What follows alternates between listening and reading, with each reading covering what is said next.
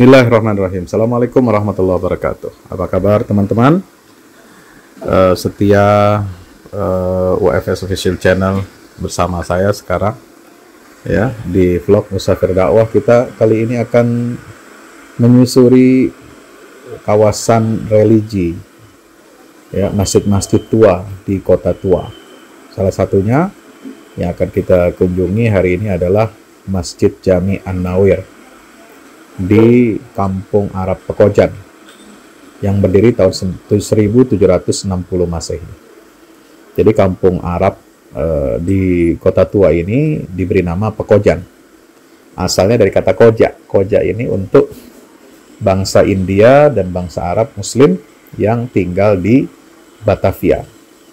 Ya, karena dulu kebijakan pemerintah VOC Hindia Belanda ini menempatkan ya bangsa-bangsa, suku-suku tertentu, etnis tertentu berdasarkan dijadikan satu di satu tempat atau satu lokasi. Maka untuk bangsa Arab dan India yang beragama Islam ini ditempatkan di daerah Koja. Nah, maka ada tambahannya, imbuhannya Pekojaan, daerah tempat yang tinggal orang-orang Koja, orang-orang Muslim, baik itu Arab maupun India. Seperti halnya Pecinan, itu daerah Glodok ya di Kota Tua, itu dari kata Cina, pecinaan, jadi Pecinan. Nah, inilah penampakan Masjid Jami An-Nawir. Tempat wudhunya kita mulai masuk di sini, kita bisa lihat. Sambil kita jalan menyusuri Masjid Jami An-Nawir ini, kebetulan saya hadir di sini pada hari Jumat. Ya, sekalian sholat Jumat dan mendengarkan khutbah Jumat, saya akan ceritakan sedikit tentang sejarah daripada Masjid Jami An-Nawir ini. Jadi Masjid Jami An-Nawir ini, teman-teman, terletak di Jalan Pekojan Raya, RW 01, Kelurahan Pekojan, yaitu merupakan salah satu masjid terbesar di Jakarta Barat. Masjid ini kapan dibangunnya? Yaitu tahun 1180 Hijriah atau 1760 Masehi.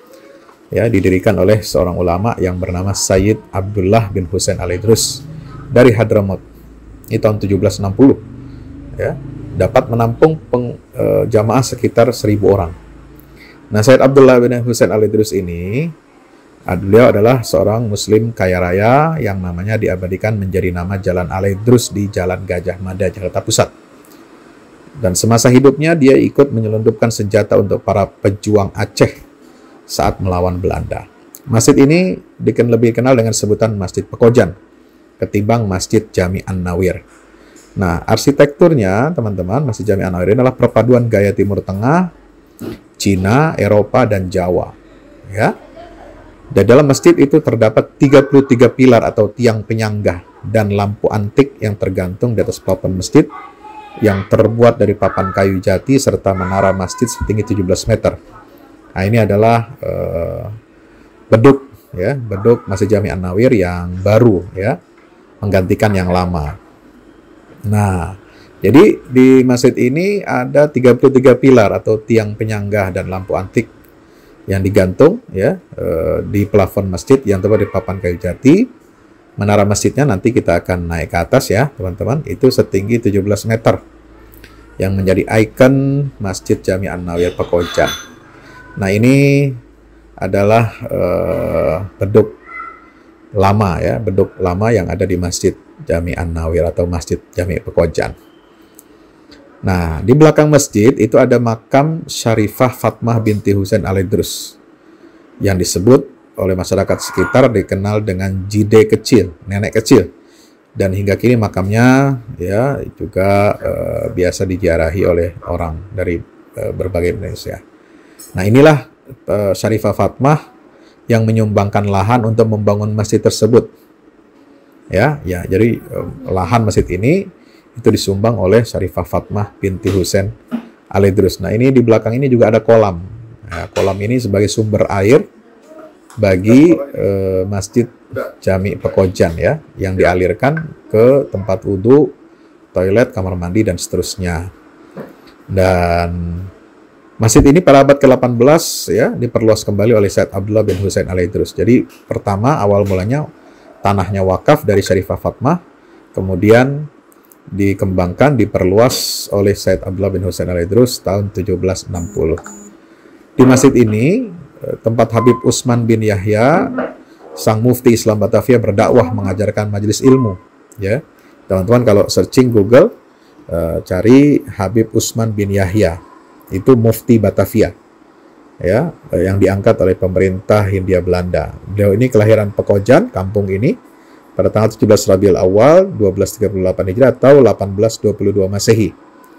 Beliau ini ulama yang dikenal juga produktif menulis buku-buku agama. Di antara 50 buku karangannya masih digunakan di berbagai pengajian-pengajian di komunitas masyarakat Betawi. Salah satu murid yang terkenal adalah Habib Ali bin Abdurrahman Al-Habsyi atau Habib Ali Kuitang, yang kurang lebih sahabat lalu mendirikan Masjid Kuit, Majelis Ta'lim Kuitang. Nah, ini adalah mihrab Masjid Jami An-Nawir, ya, dan juga tadi ada mimbarnya.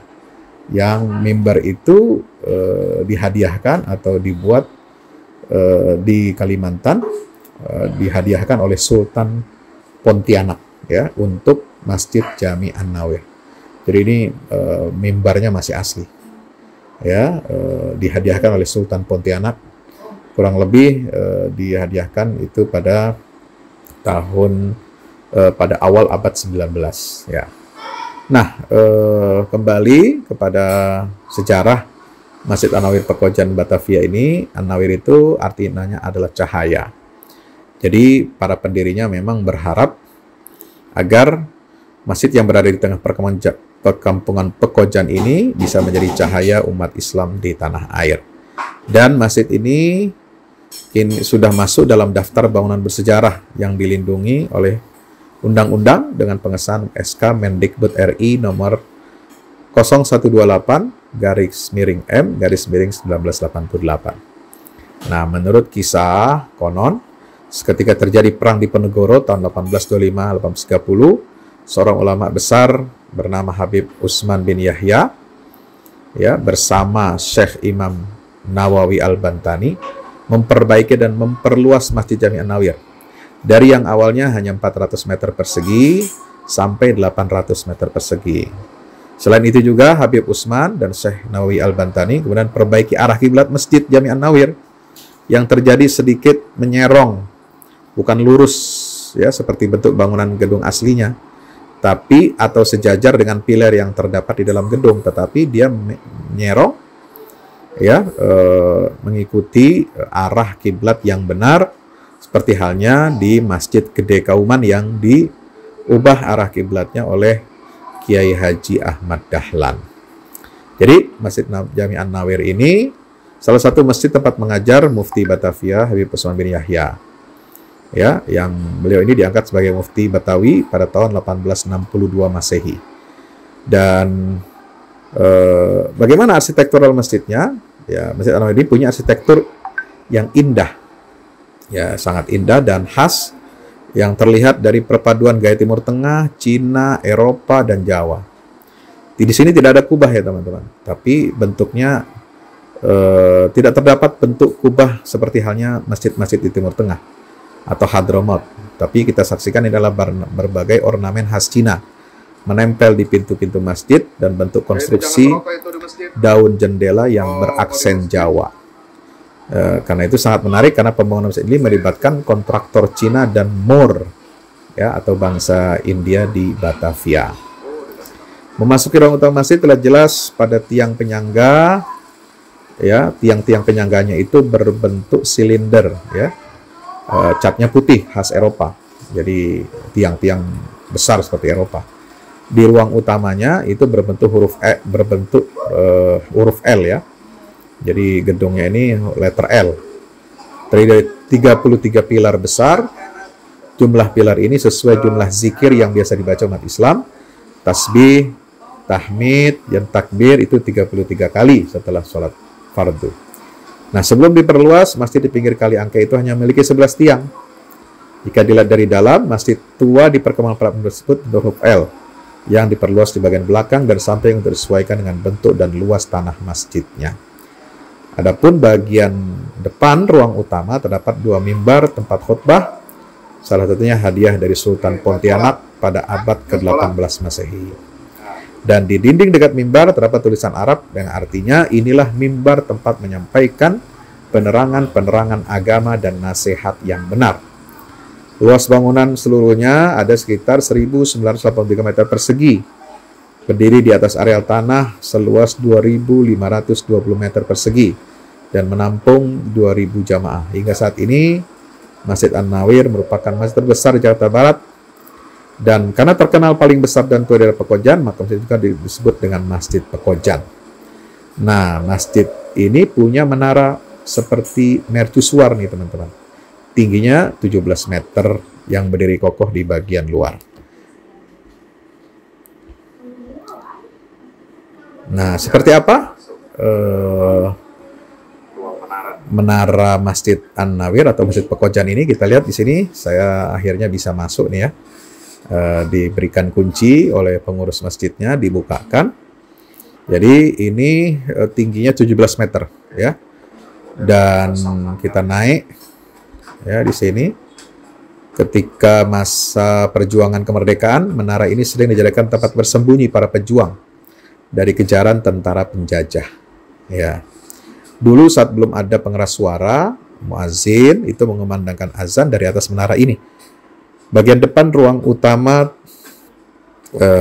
di situ selain ya di sini warna putih semua ya, ada jendela-jendelanya dan ini jendela yang khusus ya bisa melihat keluar ya dengan lantai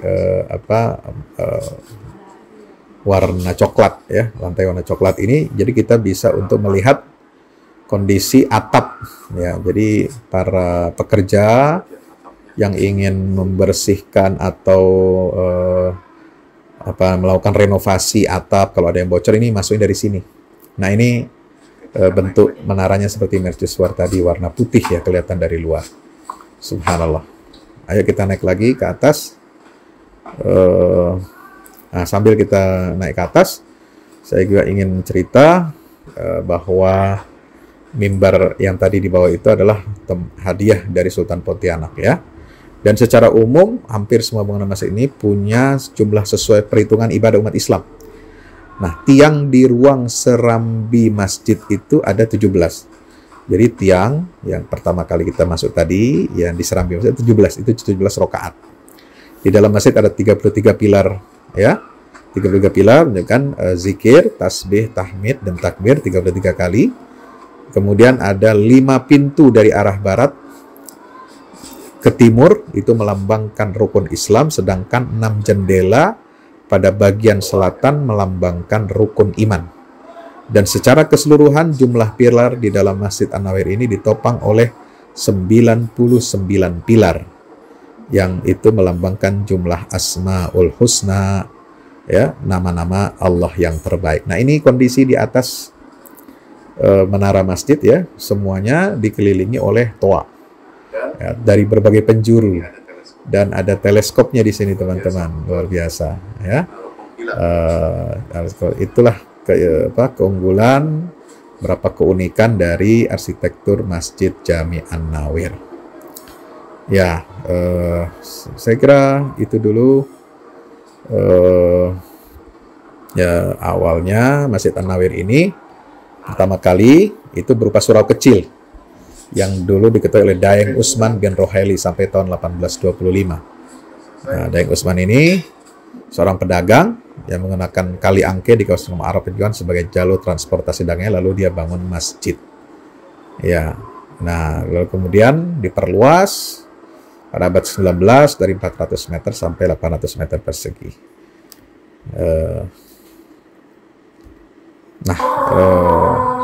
Karena hari Jumat kita ikut melaksanakan ibadah sholat Jumat di masjid ini muazin sedang azan ya. Ini azan yang pertama. Kalau di masjid ini azannya 2 kali ya, mengikuti tradisi mazhab Syafi'i. Kebetulan saya di saf pertama. Ini jamaah sudah berkumpul dan kita akan melaksanakan sholat Jumat berjamaah.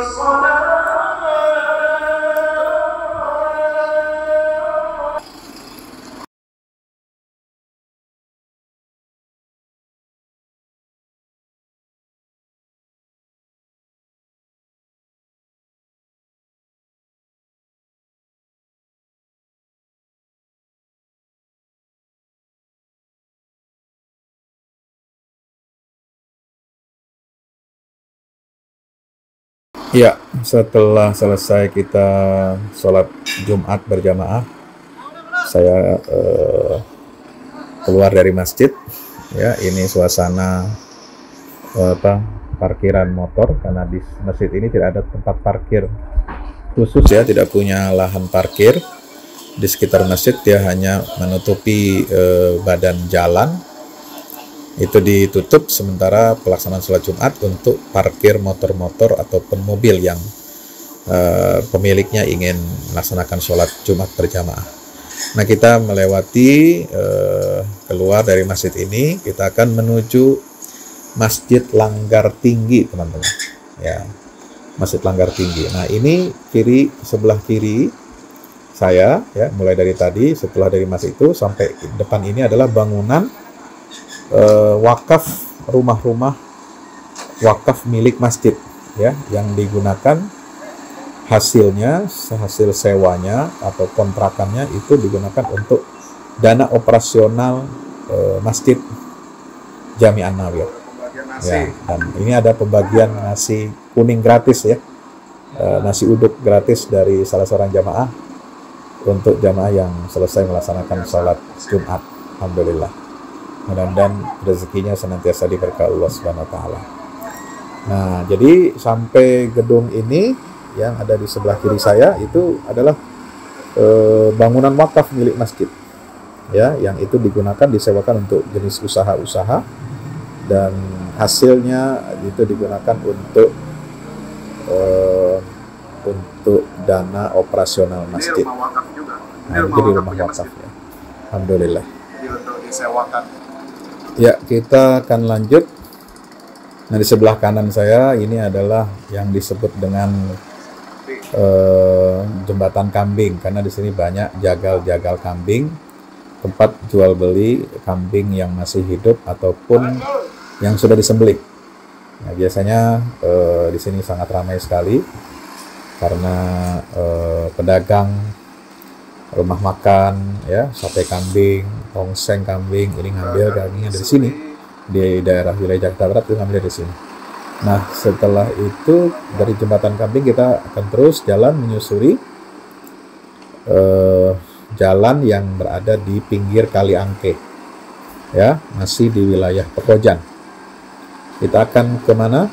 Ke Masjid Langgar Tinggi, ya, Masjid Langgar Tinggi. Jadi ini kawasan Kota Tua, masih berada di kawasan Pekojan. Kita akan menuju Masjid Langgar Tinggi, teman-teman.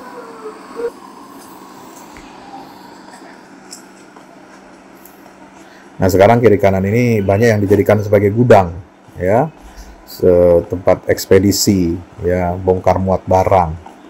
Karena memang sejak dulu kawasan ini adalah kawasan perniagaan, ya. Dekat sekali dengan kawasan Glodok, Ya, bagus, dengan ya, kawasan jalan-jalan sebentar, ya. Pecinan, kawasan perniagaan, ya, petak 6, petak 9, semua ada di sini. Maka kiri kanan jalan yang tadi mulai dari Masjid Pekojan itu, ini adalah gudang-gudang yang digunakan untuk ekspedisi. Nah, di depan kita sudah sampai Iya.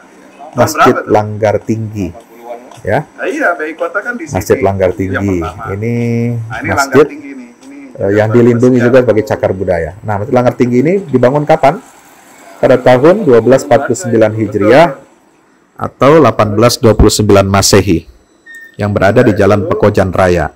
waktu Ya, masih Jalan Pekojan Raya, apa namanya?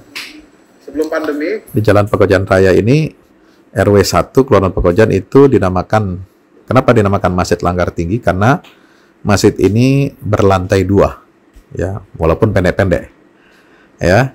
Ini tahun 1829 Masehi. Bangunan ini dulu menyatu dengan Kali Angke sehingga para pedagang dan tukang perahu yang muslim dapat langsung mengambil wudhu di Kali Angke ini dan sholat di Masjid Langgar Tinggi ini. Nah, kita masuk sini, teman-teman. Ya, naik kita ke atas. Nah, di sebelah bawahnya ini adalah tempat wudhunya.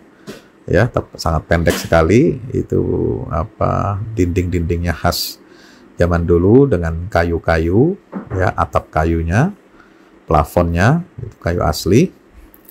Jadi inilah Masjid Langgar Tinggi. Masjid ini dibangun oleh seorang kapiten Arab namanya Syekh Said Naum. Dan sebelum tinggal di Pekojan, dia pernah tinggal di Palembang, punya sejumlah armada kapal dan menjadi tuan tanah. Sehingga banyak tanahnya yang ada di Batavia itu diwakafkan, salah satunya untuk menjadi masjid di Batavia.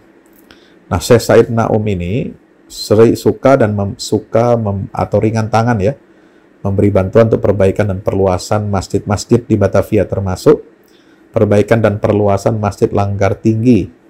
Dan itu direnovasi, diperluas pada bulan November 1833 Masehi.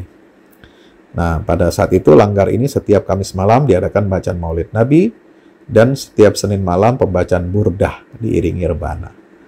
Nah, pada setiap malam 29 Ramadan, di Masjid Langgar Tinggi ini diadakan malam khatam Al-Quran. Seperti halnya kebiasaan umat Islam di kota Tarim, Hadramaut. Nah, ini penampakan bagian interior dalam Masjid Langgar Tinggi ya. Jadi sangat sederhana ya. Sangat sederhana sekali ini ya, dan unik ya. Dia ini mimbarnya berwarna coklat agak kehitaman, itu seperti arsitek Jawa dan perpaduan dengan Cina ya. Nah, keberadaan orang-orang asal Hadramaut itu menggantikan orang-orang Moor di Pekojan yang sering menggunakan Langgar Tinggi sebagai tempat berkumpul dan melaksanakan sholat 5 waktu. Langgar ini lantai atasnya dijadikan tempat sholat, sementara lantai bawah ditempati sejumlah keluarga untuk tinggal dan berdagang. Apa gunanya? Supaya mereka yang tinggal di bawah itu bisa memakmurkan, menjaga, dan merawat Masjid Langgar Tinggi itu yang ada letaknya di atas. Dan terdapat di situ satu buah masjid Arab yang cukup luas, yang diurus oleh seorang ulama bangsa mereka yang juga berlaku sebagai guru agama. Sebuah ruang di tingkat bawah khusus digunakan untuk itu. Bangunan itu dinamakan Langgar dan berupa wakaf dengan modal yang cukup besar. Demikian tulis L.W.C. van den Berg berjudul Le Hadramaut et les Colonies Arabes de Archives Indian, seperti dikutip Jacques Dumarquais dan Henry Chambers Lawyer. Ya, dia juga menambahkan langgar tersebut tidak dipakai untuk sholat Jumat, sehingga orang-orang Arab melaksanakan sholat Jumat di masjid besar yang tidak jauh dari Langgar Tinggi, yaitu Masjid An-Nawir. Di papan yang terpasang di atas sebuah pintu langgar tertulis titik mangsa pendiriannya, yaitu tahun 1249 Hijriah atau 1829 Masehi. Namun pada tahun Masehi itu keliru, mestinya tertulis tahun 1833. Titik mangsa lain terdapat pada prasasti yang terukir di atas mimbar yang terbuat dari kayu yang indah dan terukir halus tertutup cat lak Palembang. Prasasti berbahasa Arab itu berisi rahmat kepada Allah atas Syekh Said bin Salim Naum yang pernah menghadiahkan mimbarnya pada bulan Rajab tahun 1275 Masehi Hijriah atau Februari 1859 Masehi. Nah, inilah prasasti cagar budaya di Masjid Langgar Tinggi Pekojan. Demikian perjalanan kita kali ini. Alhamdulillah kita selesai mereview ya, bagian dari masjid tua yang ada di wilayah kawasan Pekojan, yaitu kawasan Muslim di Kota Tua. Terima kasih telah menyimak bersama saya. Mudah-mudahan bermanfaat, menambah wawasan sejarah kita dan kebanggaan kita sebagai Muslim di ibu kota Jakarta. Wassalamualaikum warahmatullahi wabarakatuh.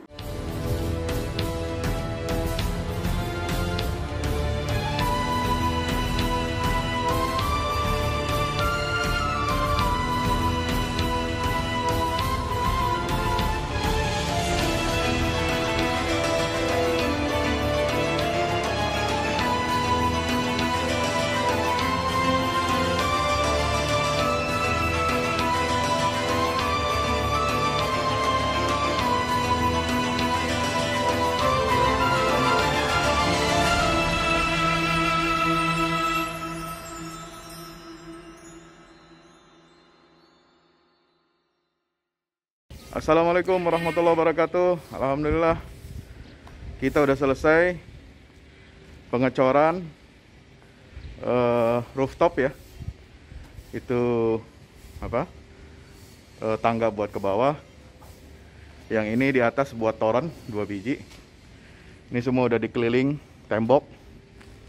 Ya, ini untuk lantai paling atas buat futsal, buat jemuran, buat apa, tanaman hidroponik juga ntar insya Allah. Ya, terus support ya teman-teman. Alhamdulillah terus selesai pengecorannya semuanya. Ya, ini progres kita terbaru. Dan jadi buat olahraga, buat utilities ya, multiguna. Nah, kita turun sini semua. Ini lantai 3. Ini untuk asrama ya, untuk kamar-kamar,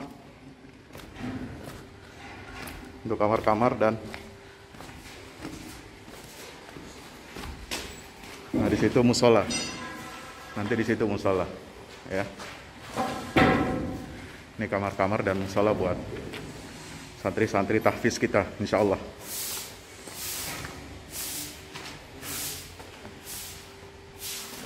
Nah, ini lantai 2 kita turun.